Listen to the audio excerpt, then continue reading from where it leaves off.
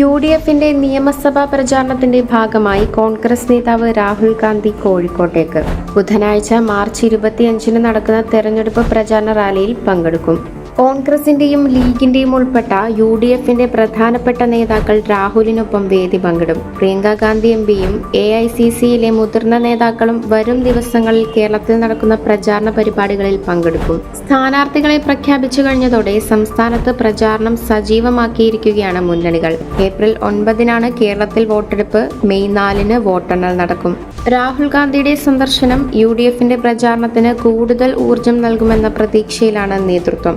കോഴിക്കോടും സമീപ മണ്ഡലങ്ങളിലുമുള്ള പ്രവർത്തകർ വൻ ജനപങ്കാളിത്തം ഉറപ്പാക്കുവാനുള്ള ഒരുക്കങ്ങളിലാണ്. അതേസമയം LDFും NDAയും ശക്തമായ പ്രചാരണവുമായി രംഗത്ത് സജീവമായി തുടരുന്നു.